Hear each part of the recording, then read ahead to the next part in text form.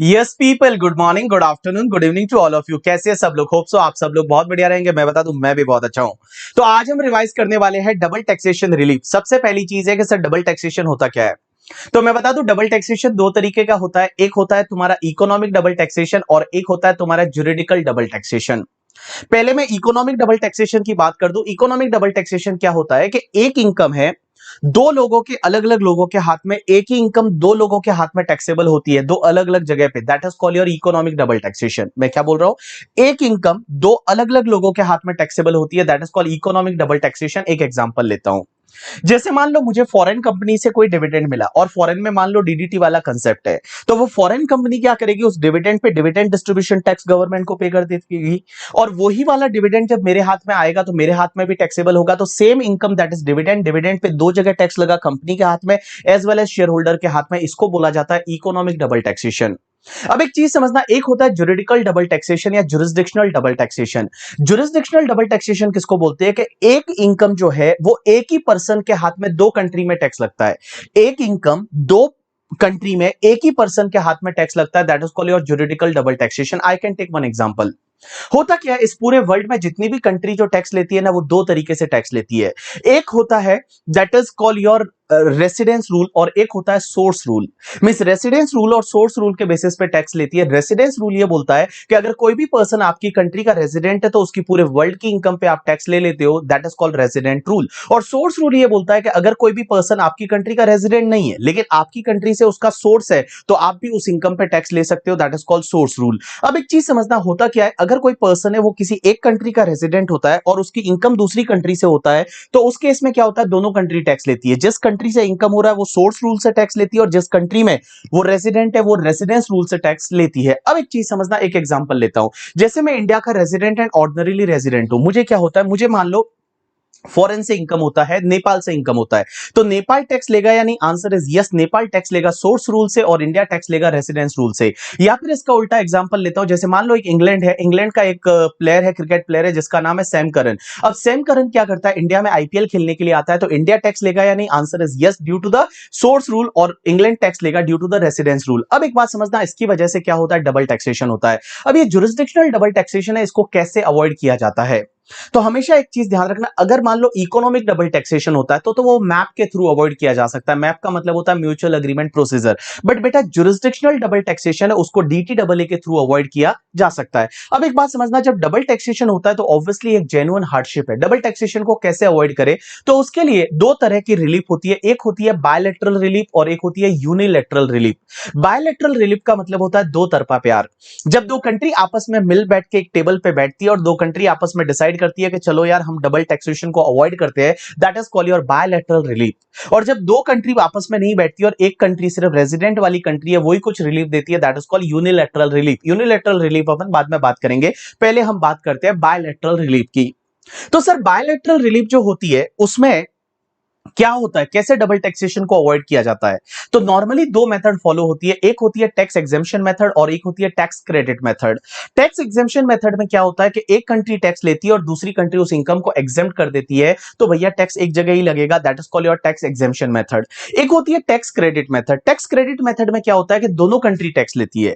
Mean source वाली country भी tax लेती है, रेसिडेंस वाली कंट्री भी टैक्स लेती है, लेकिन सोर्स कंट्री में जो आपने टैक्स भरा है वो रेसिडेंस वाली कंट्री क्या करेगी, उसका क्रेडिट दे देगी, that is called your tax credit method. India जो है वो दोनों मेथड फॉलो करता है। अपने कुछ अग्रीमेंट ऐसे जिसमें कुछ पार्ट पे हम टैक्स क्रेडिट मेथड फॉलो करते हैं और कुछ अग्रीमेंट में ऐसा है जहां पे हम टैक्स एग्जेम्पशन मेथड भी फॉलो करते हैं। अब एक चीज समझना, ये जो डीटीडबलए में एंटर होने का पावर है किसके पास? तो मैं बता दूं, इंडिया में डीटीडबलए में एंटर होने का पावर अपनी सेंट्रल गवर्नमेंट के पास है।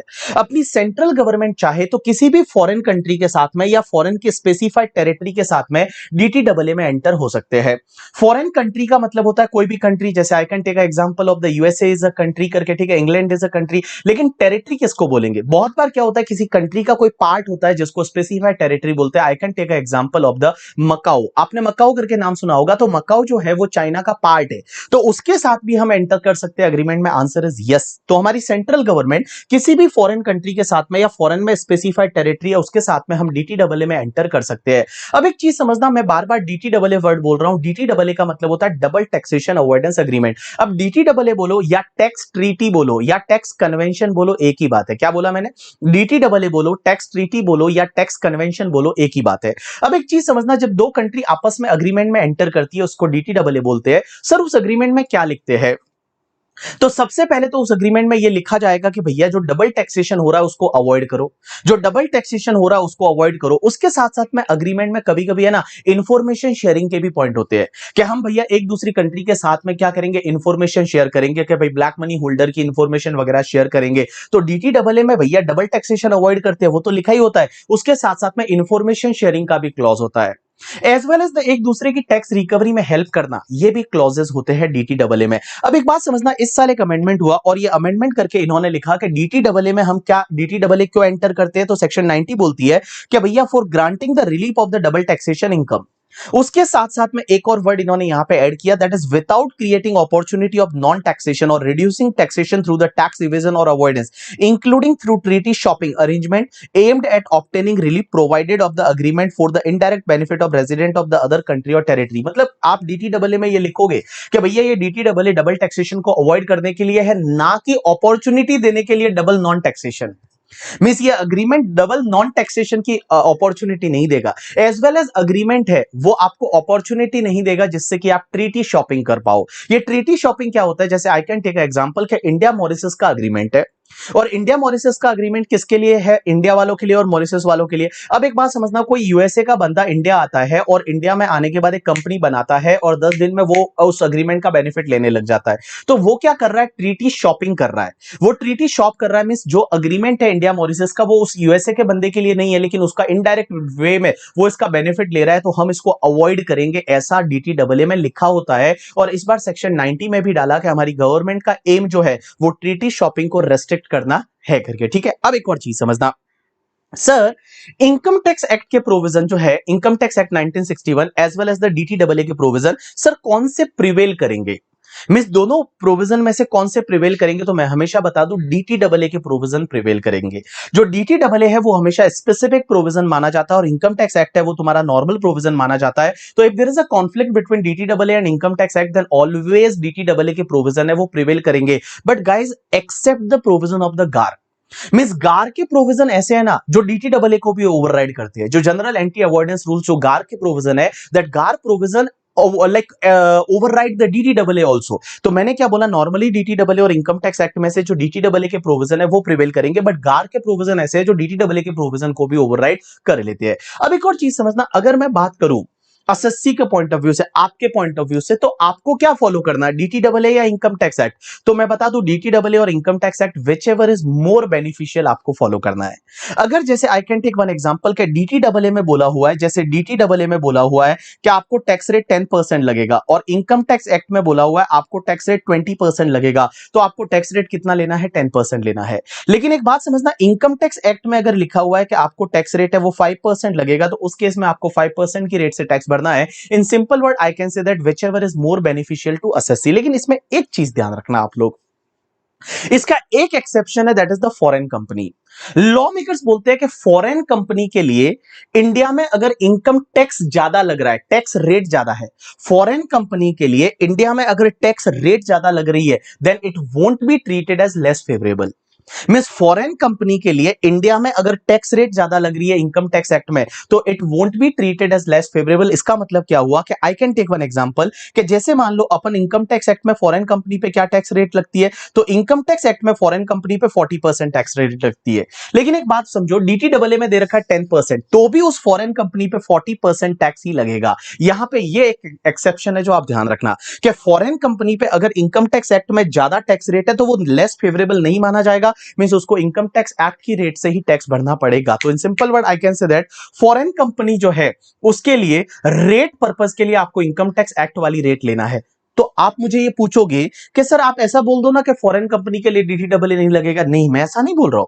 फॉरेन कंपनी के लिए डीटीडब्ल्यू तो लगेगा, बट रेट पर्पस के लिए नहीं लगेगा। जैसे आई कैन टेक एग्जांपल, जैसे मान लो उस फॉरेन कंपनी के लिए डीटीडब्ल्यू बोलता है कि फॉरेन कंपनी के लिए ए, बी और सी तीन तरह की इनकम इंडिया में टैक्सेबल होगी, लेकिन इनकम टैक्स एक्ट बोलता है कि भैया ए, बी, सी, डी, ई 5 टाइप्स की इनकम है जो इंडिया में टैक्सेबल होगी। तो इंडिया में टैक्सेबल कितने टाइप की इनकम होगी पता है? इंडिया में टैक्सेबल तो बेटा ए, बी, सी, डीटीडब्ल्यू के हिसाब से 3 टाइप्स की इनकम ही टैक्सेबल होगी। बट भैया आप टैक्स रेट कौन सा वाला लोगे? आप 40% है वो टैक्स रेट लोगे। आप जो टैक्स रेट लेने वाले हो वो टैक्स रेट आप 40% लेने वाले हो फॉरेन कंपनी के केस में। अब एक और चीज समझना बेटा, अगर कोई भी नॉन रेजिडेंट है और वो इंडिया में आता है और इंडिया के डीटीडब्ल्यू का बेनिफिट लेना चाहता है, जैसे मान लो इंडिया यूएसए का अग्रीमेंट है और यूएसए का कोई पर्सन है वो इंडिया के यूएसए का डीटीडब्ल्यू का बेनिफिट लेना चाहता है, तो अगर इंडिया में आप डीटीडब्ल्यू का बेनिफिट लेना चाहते हो तो आपको टीआरसी सबमिट करना पड़ेगा, टैक्स रेसिडेंसी सर्टिफिकेट। और आप जो है वो टीआरसी प्रोड्यूस करोगे इंडियन इनकम टैक्स अथॉरिटी, तो इंडियन इनकम टैक्स अथॉरिटी आपको डीटीडब्ल्यू का बेनिफिट देगी।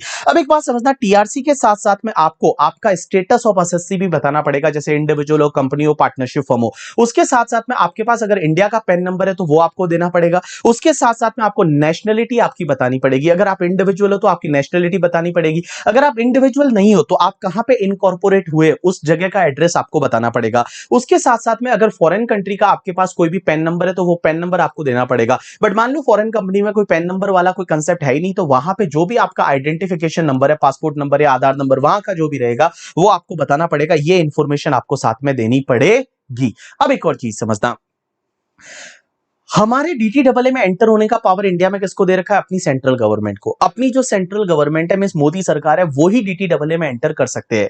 लेकिन एक सेक्शन होती है सेक्शन 90A, और 90A ये बोलती है कि हमारे इंडिया का स्पेसिफाइड एसोसिएशन है वो किसी भी फॉरेन के स्पेसिफाइड एसोसिएशन के साथ में एग्रीमेंट में एंटर कर सकता है। इंडिया का स्पेसिफाइड एसोसिएशन मींस ऐसा एसोसिएशन जो इंडिया में या फॉरेन कंट्री में किसी लॉ में काम करता है। जैसे आई कैन टेक एग्जांपल कि इंडिया में आरबीआई जो है वो आरबीआई एक्ट में काम करती है। स्विट्जरलैंड की बैंक है, मान लो स्विस बैंक, वहां की नेशनल बैंक है, वो वहां के लॉ में काम करती है। तो इंडिया की आरबीआई और स्विट्जरलैंड की जो स्विस बैंक है वो आपस में ऐसा अग्रीमेंट बना सकते हैं, कोई दिक्कत नहीं है। लेकिन वो अग्रीमेंट जो है वो अप्रूव अगर गवर्नमेंट करेगी तो ही वो वैलिड होगा। मिस गवर्नमेंट उसको रेटिफाई करेगी, गवर्नमेंट उसको अप्रूव करेगी, और अप्रूव करेगी तब वो वैलिड अग्रीमेंट माना जाएगा। अब एक और चीज समझना आप लोग, क्वेश्चन ये आता है कि सर मान लो कभी कभी क्या होता है कि जैसे डीटीडब्ल्यू में कोई वर्ड यूज हुआ है और उसका मीनिंग भी डीटीडब्ल्यू में दे रखा है। डीटीडब्ल्यू में एक वर्ड यूज हुआ जैसे फॉर एन एग्जांपल मोबाइल, और वो मोबाइल का मीनिंग डीटीडब्ल्यू में दे रखा है, तो डीटीडब्ल्यू वाला मीनिंग आप लोगे।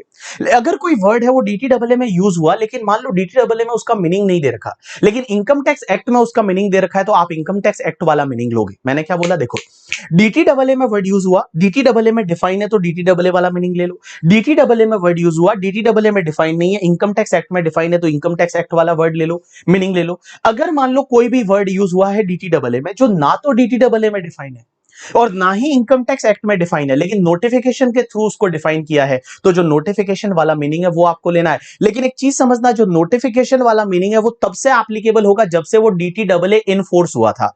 इसका मतलब क्या होता है? I can take one example, जैसे इंडिया जापान के बीच में अग्रीमेंट 1972 में हुआ था, फॉर एन एग्जांपल 1972 में अग्रीमेंट हुआ था, उसमें एक वर्ड यूज हुआ था लेकिन वो कहीं पे डिफाइन नहीं है। आज 2020 में जाके 2021 में जाके अपनी गवर्नमेंट एक नोटिफिकेशन निकाल के उसका वर्ड डिफाइन करती है, तो ये वर्ड एप्लीकेबिलिटी कब से आएगी? 1972 से आएगी। बस जब आपने डीटीडब्ल्यू में एंटर हुए थे वहां से इसका मीनिंग है वो लिया जाएगा। अब एक चीज समझना, एक सेक्शन होती है 91, that is called unilateral relief. अगर मान लो किसी फॉरेन कंट्री के साथ में अपना डीटीडब्ल्यू नहीं है तो अपनी जो इंडियन गवर्नमेंट है, हमारी गवर्नमेंट हमको एक रिबेट देती है अंडर सेक्शन 91, और ये 91 का रिबेट आपको तभी मिलेगा जब 4 कंडीशन सेटिस्फाइड होती है। पहली कंडीशन ये है कि वो असेसी इंडिया का रेजिडेंट होना चाहिए। असेसी अगर इंडिया का रेजिडेंट है तब उसको 91 का रिबेट मिलेगा। दूसरी कंडीशन यह है उसको फॉरेन कंट्री से इनकम होनी चाहिए। तीसरी कंडीशन यह है कि फॉरेन कंट्री में वो इनकम पे आपने टैक्स है वो पे किया है या वहां पे आपका टैक्स डिडक्ट हुआ है। तो देखो, रेजिडेंट होना चाहिए, फॉरेन कंट्री से इनकम होनी चाहिए, और फॉरेन में आपका टीडीएस कटा है या आपने टैक्स फॉरेन में पे किया है, और उस कंट्री के साथ में हमारा कोई डीटीडब्ल्यू नहीं है, और जो फॉरेन से आपको इनकम हुई है वो इनकम इंडिया में डीम्ड टू बी अक्रूड और अराइज इन इंडिया नहीं है करके, ठीक है। तो उस केस में क्या होगा, हम आपको एक रिबेट देंगे अंडर सेक्शन 91। अब ये 91 का रिबेट कैसे कैलकुलेट होता है आप लोग थोड़ा ध्यान देना। तो 91 की रिबेट कैलकुलेट करने के लिए सबसे पहले तो आप ये मानो कि वो पर्सन रेजिडेंट है, उसका नॉर्मल जैसे इनकम आता है वो निकाल दो। मींस इंडिया की इनकम भी ले लो, फॉरेन की इनकम भी ले लो, दोनों को जोड़ दो करके, ठीक है। जो डिडक्शन मिलते हैं वो डिडक्शन ले लो, उस पे जो भी नेट टैक्सेबल इनकम आती है उस पे टैक्स निकाल दो। अब एक चीज समझना, टैक्स निकालने के बाद सरचार्ज ऐड करना है, health and education cess add करना है, उसके बाद आप रिबेट लोगे। यहां बहुत सारे बच्चे गलती कर देते हैं, वो क्या करते हैं, surcharge health and education cess से पहले 91 का रिबेट ले लेते हैं। ना बाबा ना, पहले आप टैक्स निकालो, उसमें सरचार्ज अगर लगता है तो ऐड कर दो, हेल्थ एंड एजुकेशन सेस लगता है तो उसको ऐड करो, और उसके बाद आपको 91 का रिबेट लेना है। अब आप मुझे बोलोगे कि सर 91 का रिबेट कैसे लेते, तो 91 का रिबेट लेना बड़ा ही सिंपल है। कैसे? सबसे पहले आप एक काम करो कि इंडिया का एवरेज टैक्स रेट कितना है वो ले लो। अब आप बोलोगे इंडिया का एवरेज टैक्स रेट कैसे निकालेंगे, तो जो भी आपका टैक्स आया ना, वो टैक्स अमाउंट, नेट टैक्स आया, डिवाइड बाय आपका नेट टैक्सेबल इनकम या टोटल इनकम, तो जो टैक्स आया divide by net taxable income multiply by 100 कर दो, तो ये इंडिया का एवरेज टैक्स रेट आया। तो इंडिया का average tax rate as well as आप एक और काम करो, फॉरेन का टैक्स रेट निकालो कि जी फॉरेन में जिस कंट्री से आपको इनकम हो रही है उस कंट्री में टैक्स रेट क्या है, तो फॉरेन का टैक्स रेट और इंडिया का टैक्स रेट और फॉरेन के टैक्स रेट में से विच एवर इज लोअर वाला जो टैक्स रेट रहेगा, वो टैक्स रेट को आप मल्टीप्लाई करो डबली टैक्स इनकम पे। डबली टैक्स इनकम मींस ऐसी इनकम जिस पे फॉरेन में भी टैक्स लग रहा है और इंडिया में भी टैक्स लग रहा है। मींस इंडिया में जो नेट टैक्सेबल इनकम निकाला है उसमें वो इनकम इंक्लूड हुई है, तो वो डबली टैक्स इनकम पे फिर लोअर वाला टैक्स रेट है वो अप्लाई कर दो, आपको 91 का रिबेट मिल जाएगा। अब एक और चीज समझना, ये जो फॉरेन का टैक्स रेट है ना, वो नॉर्मली आपको दे रखा होता है कि फॉरेन का टैक्स रेट 15% है या 12% है या 20% है, वैसा दे रखा होता है। लेकिन अगर मान लो फॉरेन का टैक्स रेट नहीं दे रखा, तो आप कैसे कैलकुलेट करोगे पता है? आपको कैलकुलेट करना है फॉरेन में टैक्स कितना पे किया, that is foreign tax, divide by foreign में आपका इनकम कितना असेसेबल था एज पर द फॉरेन टैक्स लॉ। मैं क्या बोल रहा हूं, फॉरेन में जो टैक्स पे किया डिवाइड बाय फॉरेन में आपका इनकम कितना है एज पर the foreign tax law. Means foreign tax law के हिसाब से आपका कितना इनकम असेसेबल है फॉरेन में, उससे आप डिवाइड कर दो, मल्टीप्लाई बाय 100, आपको फॉरेन का टैक्स रेट मिल जाएगा। और इंडिया का एवरेज टैक्स रेट मैंने आपको सिखा दिया, विच एवर इज लोअर वाला जो रहता है, उस लोअर वाले पे फिर आपकी जो डबली टैक्स इनकम होती है उससे आप मल्टीप्लाई कर दो, आपको यहां पे रिबेट अंडर सेक्शन 91 मिल जाएगा। अब एक और चीज समझना, जैसे फॉरेन से आपको रॉयल्टी मिला 10 लाख का, लेकिन उस पे इंडिया में आपने मान लो अंडर सेक्शन 80 में कुछ आपको डिडक्शन मिल गया करके, ठीक है, 80 आरआरबी 80 क्यूक्यूबी में आपको रॉयल्टी पे कुछ डिडक्शन मिल गया, तो 10 लाख में से मान लो 3 लाख का डिडक्शन मिल गया, तो रिमेनिंग 7 लाख हमारी नेट टैक्सेबल इनकम में आया है। अब क्वेश्चन ये आता है, रिबेट लेते टाइम आप कितने पे लोगे, 10 लाख पे लोगे या ओनली 7 लाख पे लोगे? Right answer is only 7 lakh पे लोगे। एक चीज ध्यान रखना, इंडिया की नेट टैक्सेबल इनकम में आपकी कितनी इनकम जुड़ी है, इंडिया की नेट टैक्सेबल इनकम में कितनी फॉरेन की इनकम जुड़ी है, सिर्फ उसी पे आपको रिबेट है वो 91 का मिलेगा। यू गॉट माय पॉइंट और नॉट? यस। अब एक और चीज समझना, this is the completion of DTWA topic. अब डीटीडब्ल्यूए टॉपिक में आईसीआई ने एक और कंसेप्ट आपके मॉड्यूल में दे रखा है, that is called P. P का मतलब होता है परमानेंट एस्टेब्लिशमेंट। अब एक चीज समझना, अगर कोई नॉन रेजिडेंट है वो इंडिया में बिजनेस करता है, तो नॉन रेजिडेंट की इंडिया से जो इनकम होती है बिजनेस से, उस पे इंडिया में टैक्स तभी लगेगा जब इंडिया में उसका पी है, परमानेंट एस्टेब्लिशमेंट है। अगर उसका इंडिया में पी नहीं है तो उस पे इंडिया में टैक्स नहीं लगेगा। अब ये पी का मतलब क्या होता है, I can take one example. Simple सी दो कंसेप्ट आते हैं, एक होता है बिजनेस विद फॉरेन कंट्री और एक होता है बिजनेस इन फॉरेन कंट्री। अगर आपका बिजनेस विद फॉरेन कंट्री है तो फॉरेन कंट्री में आपको टैक्स नहीं लगता, लेकिन बिजनेस इन फॉरेन कंट्री है तो फॉरेन कंट्री में आपको टैक्स लगेगा। एक एग्जांपल लेता हूं, जैसे मैं बता दूं, नेपाल में मेरे बहुत सारे स्टूडेंट और बहुत प्यारे स्टूडेंट होते हैं, नेपाल के सीए वाले, सीएमए वाले। तो नेपाल के बहुत सारे स्टूडेंट है। अब एक बात समझना, होता क्या है कि मैं मुंबई में, हमारी वेबसाइट है, यहां पे हम मुंबई में हमारा सब ऑपरेशन चलता है, मुंबई से हम बुक वगैरह डिस्पैच करते हैं। बहुत सारे बच्चों के ऑर्डर नेपाल से आते हैं, तो हम क्या करते हैं, बुक्स है वो डीटीडीसी के थ्रू नेपाल भी डिस्पैच करते हैं, हम पेन ड्राइव है वो नेपाल भी डिस्पैच करते हैं। तो अब एक बात बताओ, हमने यहां से गुड्स नेपाल को एक्सपोर्ट किया करके, ठीक है। क्वेश्चन ये आता है, नेपाल में हमको टैक्स भरना पड़ेगा? आंसर इज नो, बिकॉज ये क्या है, बिजनेस विद फॉरेन कंट्री है। तो बिजनेस विद फॉरेन कंट्री है तो नेपाल में हमको टैक्स नहीं लगेगा। लेकिन एक चीज समझना, अगर मान लो नेपाल के काठमांडू में मैंने मेरा एक ब्रांच खोल दिया, और वहां से बुक की सेल हो रही है, वहां से पेन ड्राइव की सेल हो रही है, तो नेपाल में टैक्स लगेगा? यानी आंसर इज यस, बिकॉज मैं बिजनेस इन फॉरेन कंट्री कर रहा हूं। तो हमेशा ध्यान रखना, अगर बिजनेस विद फॉरेन कंट्री है तो फॉरेन कंट्री में आपको बिजनेस पे टैक्स नहीं लगेगा, but business in foreign country है तो फॉरेन कंट्री में आपको टैक्स लग जाएगा। देखो, मेरा वहां नेपाल में ब्रांच होना मतलब मेरा वहां पी है, तो उस कंट्री में मेरा टैक्स लगेगा। अब इसी को समझो आप कि अगर कोई नॉन रेजिडेंट है जो इंडिया के बाहर है, लेकिन उसका इंडिया में बिजनेस से इनकम होता है, तो टैक्स तभी लगता है जब इसका उसका इंडिया में पी है। अगर उसका इंडिया में पी नहीं है तो इंडिया में टैक्स नहीं लगेगा, पी है तो टैक्स लगेगा। लेकिन पी बोलेंगे किसको?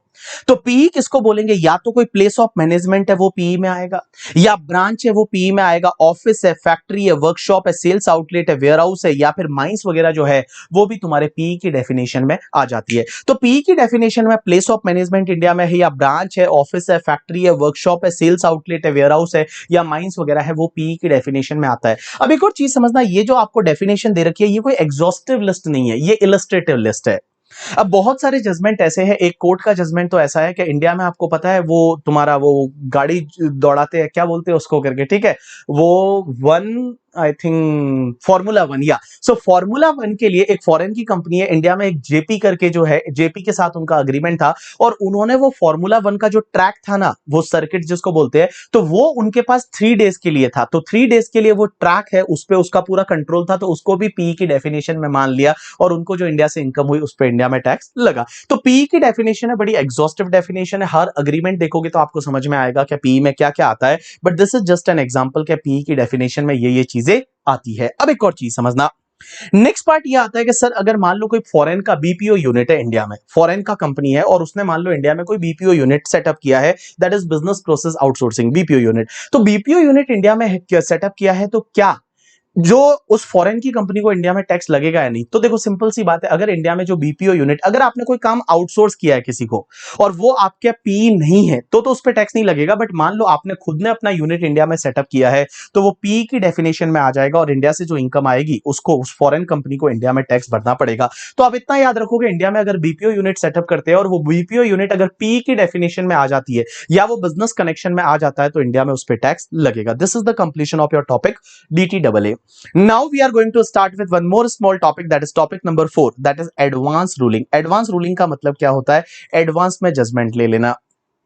अब एक बात समझना, ये टॉपिक सबसे पहले जो आया था वो नॉन रेजिडेंट के लिए था, कि नॉन रेजिडेंट जो है वो इंडिया का लॉ बड़ा कॉम्प्लेक्स है। आपको पता है, अपने को कॉम्प्लेक्स लगता है तो बेचारा उनको कितना लगता होगा करके, ठीक है। तो इंडिया का लॉ इतना कॉम्प्लेक्स है, तो उसके लिए एक कंसेप्ट लाया, दैट इज एडवांस रूलिंग, के नॉन रेजिडेंट अगर कोई इंडिया में ट्रांजेक्शन कर चुका है या ट्रांजेक्शन करने वाला है, तो वो अपनी उसके साथ में इंडिया में टैक्स लॉ में क्या होगा उसकी पहले से जजमेंट ले सकता है, that is called your advance ruling. तो एडवांस रूलिंग पहले तो नॉन रेजिडेंट के लिए ही एप्लीकेबल था, बट बाकी बाद में उसमें बहुत सारे लोगों को जोड़ा गया। अब क्वेश्चन ये आता है कि सर एडवांस रूलिंग के लिए एप्लीकेंट कौन हो सकता है, मींस कौन कौन लोग ऐसे हैं जो एडवांस रूलिंग के लिए एप्लीकेशन कर सकते हैं? तो मैं बता दूं, 5 लोग ऐसे हैं जो एडवांस रूलिंग के लिए एप्लीकेशन कर सकते हैं। सबसे पहला, अगर कोई भी पर्सन नॉन रेजिडेंट है, तो नॉन रेजिडेंट है और वो नॉन रेजिडेंट कोई ट्रांजेक्शन कर चुका है या ट्रांजेक्शन करना चाहता है, और उसका कुछ क्वेश्चन ऑफ लॉ और क्वेश्चन ऑफ फैक्ट है वो पूछना चाहता है, तो उस केस में non resident authority of advance ruling के पास में एप्लीकेशन कर सकता है।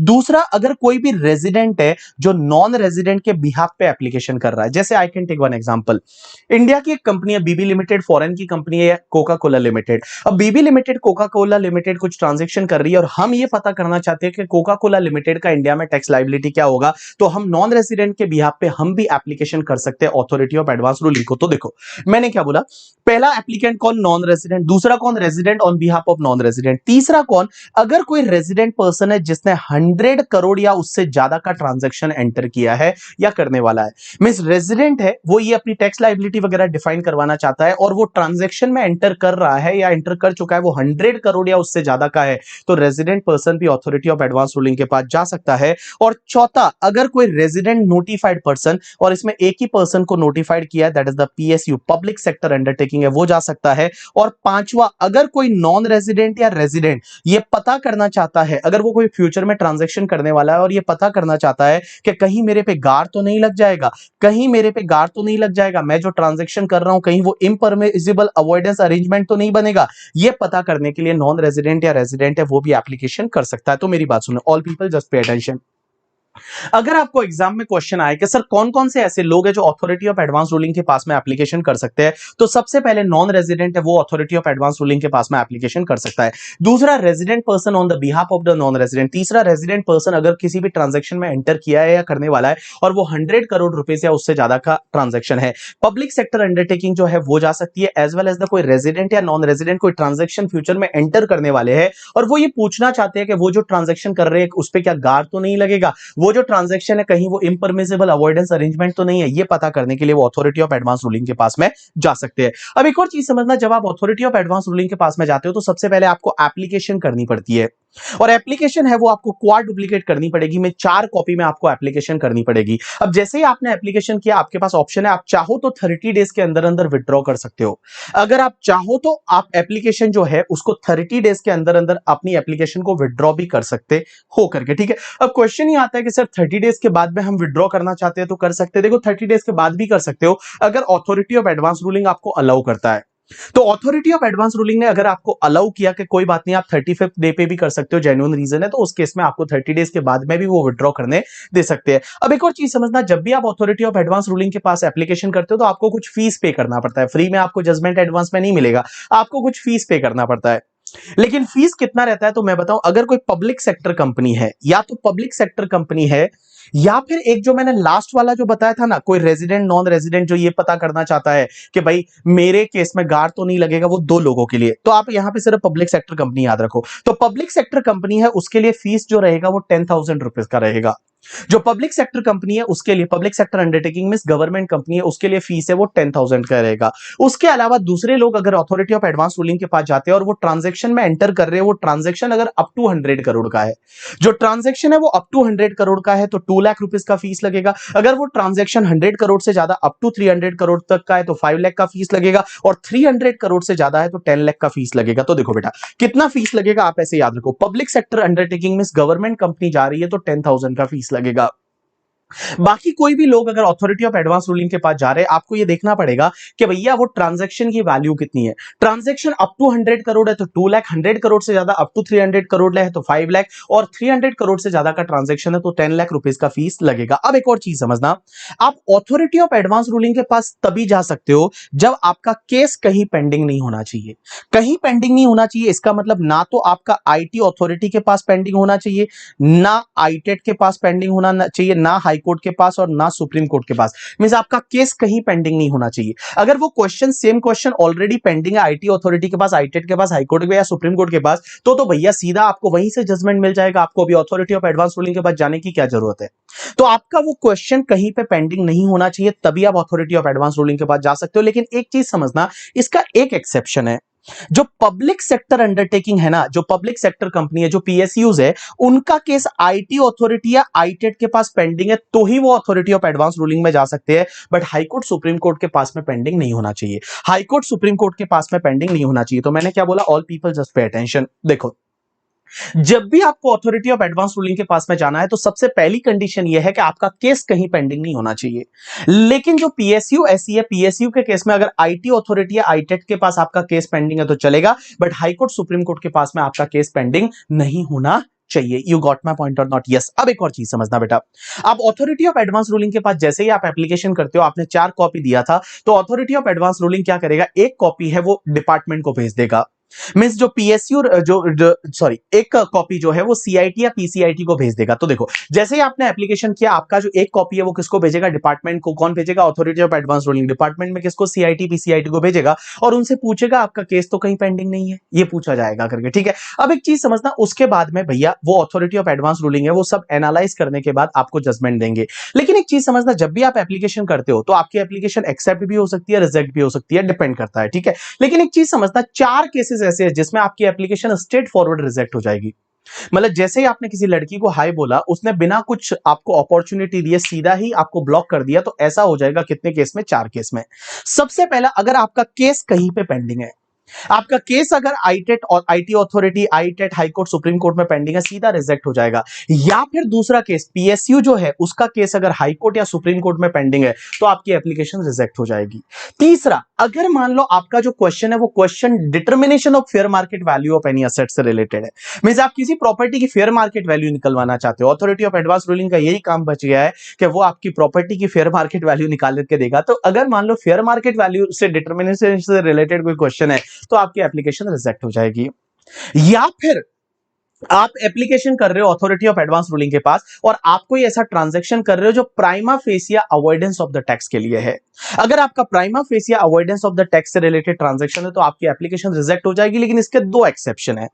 दो एक्सेप्शन यह है कि अगर कोई पब्लिक सेक्टर अंडरटेकिंग में गवर्नमेंट कंपनी ने एप्लीकेशन किया, भले वो prima fascia avoidance of tax के लिए है, तो भी एप्लीकेशन रिजेक्ट नहीं होगा। और दूसरा, अगर कोई रेजिडेंट नॉन रेजिडेंट है, वो ये पता करने के लिए कर रहा है कि मुझे मेरे पे गार्ड लगेगा या नहीं, मींस मैं जो ट्रांजैक्शन कर रहा हूं कहीं वो इम्परमिसिबल अवॉइडेंस अरेंजमेंट तो नहीं माना जाएगा, अगर उसके लिए कर रहा है तो उस केस में भैया आपकी एप्लीकेशन रिजेक्ट नहीं होगी, भले वो ट्रांजैक्शन जो आपने डिजाइन किया है वो prima fascia for the avoidance of the tax के लिए है। यू गॉट माय पॉइंट और नॉट? यस। अब एक और चीज समझना, sir authority of advance ruling अपना जजमेंट कब तक देगी? तो अथॉरिटी ऑफ एडवांस रूलिंग है वो अपना जजमेंट देगी within 6 month from the date of the receipt of application. मतलब जिस दिन अथॉरिटी ऑफ एडवांस रूलिंग को एप्लीकेशन रिसिप्ट हुई थी उसके 6 महीने के अंदर अंदर वो अपना जजमेंट दे देगी। अब क्वेश्चन ये आता है कि सर एक बात बताओ, आप बोल रहे हो 6 महीने के अंदर अंदर जजमेंट देगी, आंसर इज यस। लेकिन एक बात बताओ, यहां पे क्या होता है, जो पीएसयू है, पीएसयू के केस में आईटी अथॉरिटी या आईटेट के पास आपका केस पेंडिंग है, तब आप अथॉरिटी ऑफ एडवांस रूलिंग के पास गए। तो जब आप अथॉरिटी ऑफ एडवांस रूलिंग के पास हो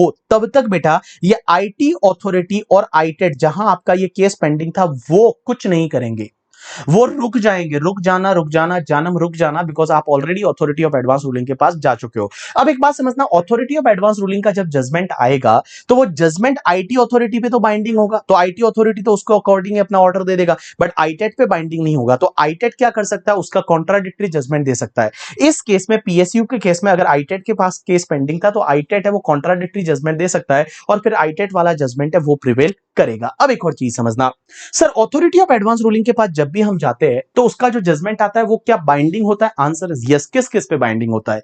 एक तो असेसी जिसने एप्लीकेशन किया था वो एप्लीकेंट असेसी है, उस पे बाइंडिंग होता है। दूसरा, डिपार्टमेंट पे बाइंडिंग होता है up to the level of the CIT, जो सीआईटी लेवल तक के लोग होते हैं, सीआईटी पीसीआईटी लेवल तक के लोग होते हैं, उस पे बाइंडिंग होता है। और तीसरा, वो वाले ट्रांजैक्शंस पे बाइंडिंग होता है जो ट्रांजैक्शन से रिलेटेड आपने अथॉरिटी ऑफ एडवांस रूलिंग के पास गए थे। जैसे मान लो दुबई से पहले आप घोड़े खरीदते थे, उससे रिलेटेड मान लो आपने कोई ट्रांजैक्शन से related authority of advance ruling के पास गए थे, आज अगर गधे खरीदने लगे तो वो भैया अथॉरिटी ऑफ एडवांस रूलिंग का जजमेंट है वो एप्लीकेबल नहीं होगा, वो बाइंडिंग नहीं होगा करके। ठीक है, तो मैंने क्या बोला, अथॉरिटी ऑफ एडवांस रूलिंग का जजमेंट बाइंडिंग किस पे होता है? एक तो असेसी पे होता है जिसने एप्लीकेशन किया था, दूसरा डिपार्टमेंट पे होता है up to the level of CIT, और तीसरा वो वाले ट्रांजैक्शन पे होता है। अब आगे जाके फ्यूचर में अगर लॉ चेंज हो जाता है या फैक्ट ही चेंज हो जाते हैं तो उस केस में अथॉरिटी ऑफ एडवांस रूलिंग का जजमेंट है वो बाइंडिंग नहीं होगा। अब एक और चीज समझना, अगर आपने अथॉरिटी ऑफ एडवांस रूलिंग का जो जजमेंट लिया वो आपने फ्रॉड या मिसरिप्रेजेंटेशन से लिया तो उस केस में अथॉरिटी ऑफ एडवांस रूलिंग के पास में ऑप्शन है कि वो आपके जजमेंट को वॉइड एब इनिशियो डिक्लेयर कर सकते हैं। अब एक और चीज समझना,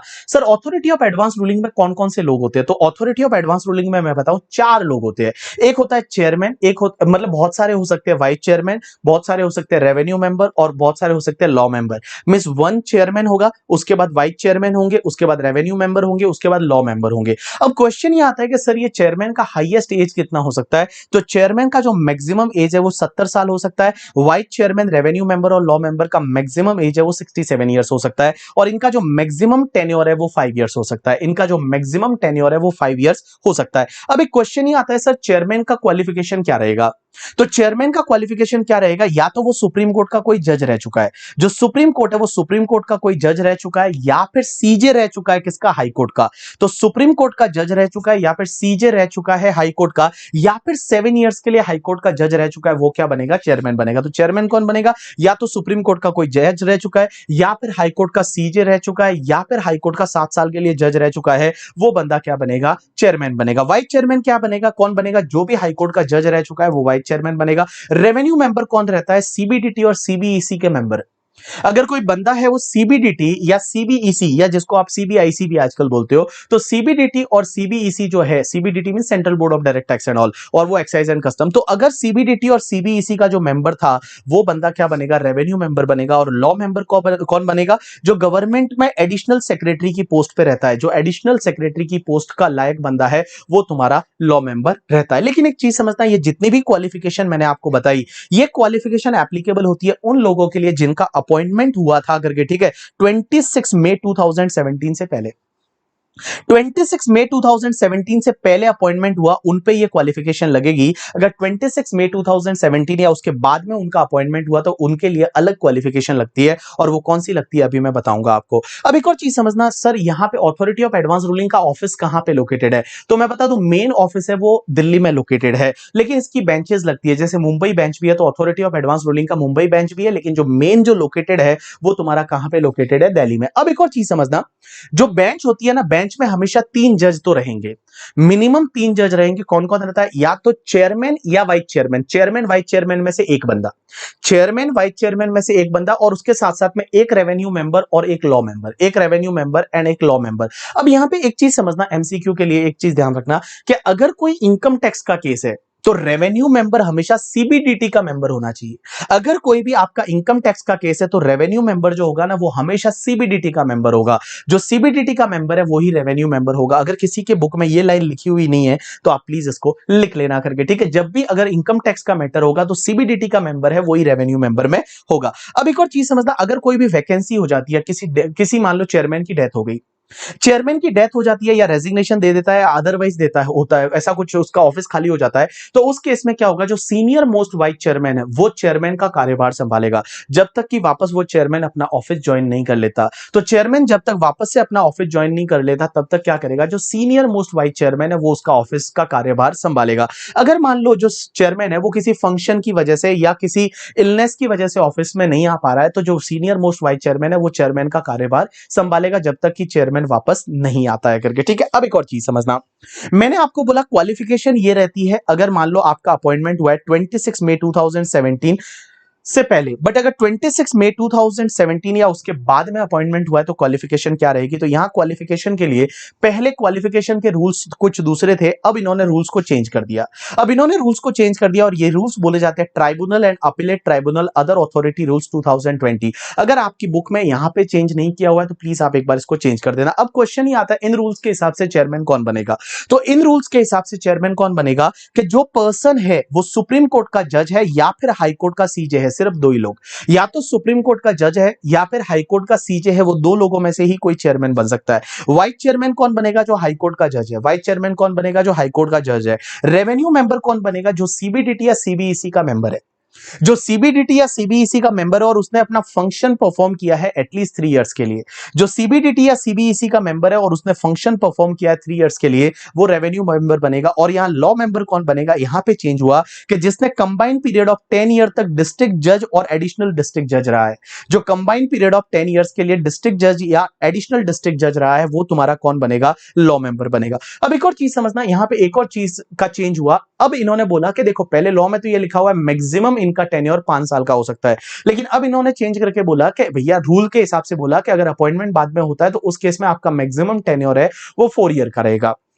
5 इज अ मैक्सिमम, तो इन्होंने इसमें डिफाइन किया 4 इयर्स का आपका टेन्योर रहेगा, बट 4 ईयर के बाद में आपको वापस से रीअपॉइंटमेंट किया जा सकता है। लेकिन एक चीज समझना, हाईएस्ट एज जो है वो चेयरमैन की 70 इयर्स रहेगी और बेटा वाइस चेयरमैन और तुम्हारे जो लॉ मेंबर और रेवेन्यू मेंबर है उनका 65 इयर्स रहेगा। तो चेयरमैन का हाईएस्ट एज है वो 70 इयर्स हो सकता है और बाकी वाले जो लोग हैं उनका 65 रहेगा। यू गॉट माय पॉइंट और not? Yes. So this is the completion of authority of advance ruling. ये लास्ट वाले एक दो जगह है जहां पे आपका कुछ बुक में अगर चेंज नहीं है तो प्लीज आप कर लेना करके, ठीक है। थैंक्स अ लॉट पीपल, आज के लिए इतना बहुत है। तो हमने दो टॉपिक को आज रिवाइज किया, एक तो डीटीडब्ल्यूए और उसके साथ में authority of advance ruling. Sir एक और टॉपिक है इक्वलाइजेशन लेवी, वो भी मैं साथ में रिवाइज करवाना चाहता हूं इसके साथ ही, लेकिन मैं नहीं करूंगा क्योंकि हो ऐसा रहा है कि ये अगर लेक्चर आपका रिवीजन का लास्ट लेक्चर है तो फिर क्या होगा, टोटल 13 रिवीजन लेक्चर हो गए और मैं नहीं चाहता कि 13 नंबर हो। नंबर में कभी भी, नंबर में थोड़ा मैं बिलीव करता हूं कभी कभार, तो 13 नंबर है वो अच्छा नहीं माना जाता। तो मैं इक्वलाइजेशन लेवी एक छोटे से टॉपिक के लिए अलग से रिवीजन लेक्चर अपलोड करूंगा, दैट इज लेक्चर नंबर 14। तो जो 14 नंबर रहेगा वो ऑब्वियसली अच्छा नंबर रहता है, ठीक है। So thanks a lot people. बाकी आप अपना पढ़ाई जारी रखो, पढ़ाई करते रहो और सुनते रहो। जब आप इधर उधर घूम रहे हो तब आपको रिवीजन लेक्चर कान में डाल देने का और सुन लेने का, आपका टॉपिक आराम से कंप्लीट हो जाता है, ठीक है। So thanks a lot people, आज के लिए इतना बहुत है और अगले लेक्चर में अपन लोग मिलते हैं।